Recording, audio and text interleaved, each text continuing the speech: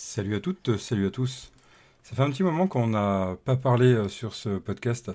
Ça fait plaisir de vous retrouver. Ici Van Boissonneau, votre concrétiseur de bonne cohésion, de cohésion technique et cohésion humaine.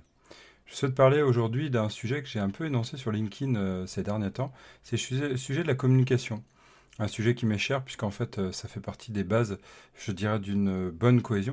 C'est la communication. Et la communication, on en parle tous les jours.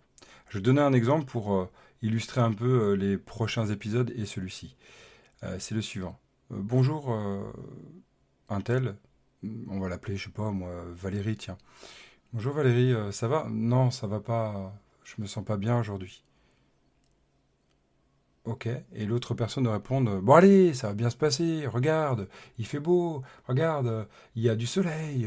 On va bien aujourd'hui. Puis en plus, t'as vu, le chef il nous fait une belle présentation. C'est trop bien. Vous en pensez quoi de cet exemple? Deuxième personne, est-ce qu'elle a bien réagi, à votre avis? Est-ce qu'elle a bien fait? Voilà, c'est le sujet en fait de cet épisode d'aujourd'hui. Ça va être la réflexion en fait autour de comment réagir dans une équipe quand une personne dit ça va pas. La première base, c'est souvent de fuir. Donc c'est un peu l'histoire vous savez, les 5 phases du deuil. Et on a une phase qui est le déni. Et donc le premier réflexe, c'est de faire du déni en fait. On dit mais non, non, tout va bien, regarde, arrête de dire que ça va pas.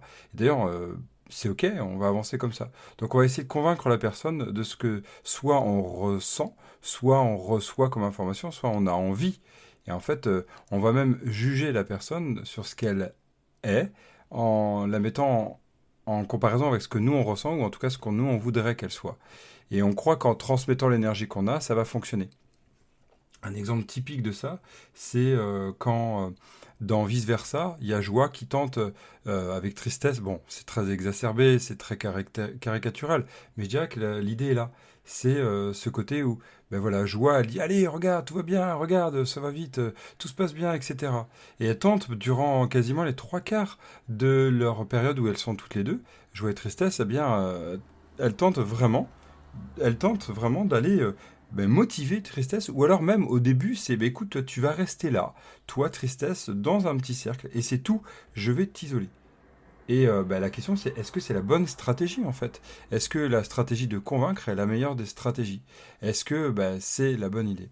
Alors, on va partir aujourd'hui sur un chapitre qui va être la première piste serait l'écoute, par exemple. Et donc, c'est une des stratégies qu'on pourrait avoir. Mais je ne veux pas parler de ça parce que ça sera le sujet d'un prochain épisode où je développerai vraiment bien en détail cette partie écoute. C'est ce qu'on appelle l'écoute active en CNV ou même en coaching. Ici, je vais parler d'abord de convaincre.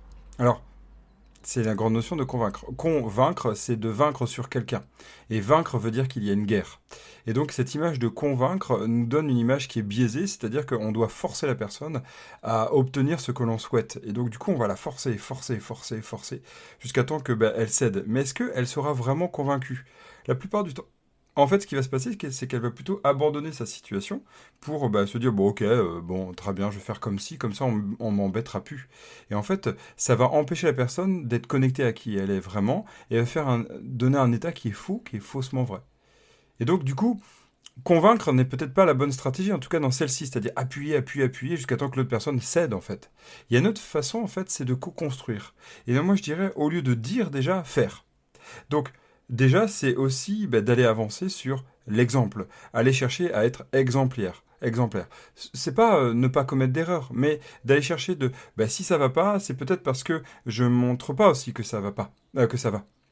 Et donc j'induis aussi moi que ça va pas. Je ne vais pas révéler à la personne, lui montrer tous les problèmes du fait qu'elle n'est pas bien. Non, c'est que déjà moi, par mon état, si je réussis à convaincre par mon état, donc par le faire plutôt par le dire, j'arriverai peut-être plus facilement à convaincre sans imposer, en se disant la personne en face, donc Valérie dans l'histoire, se dit ah en fait peut-être que la personne là va bien, peut-être que moi-même en faisant cette réflexion, moi Valérie, je me dis bon ok, peut-être qu'en fait, tout va bien en fait. Il n'y a peut-être pas cette situation que tout va mal.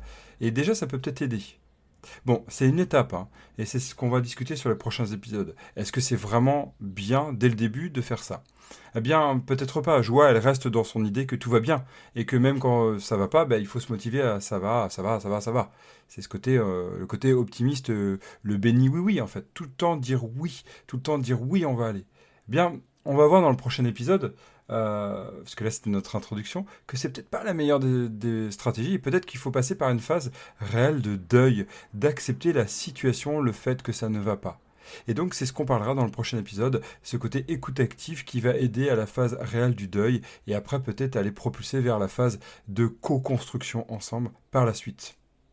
Je vous dis à très vite sur ce podcast autour de la cohésion. Et d'ici là, restez unis, restez dans la bonne cohésion. Ciao.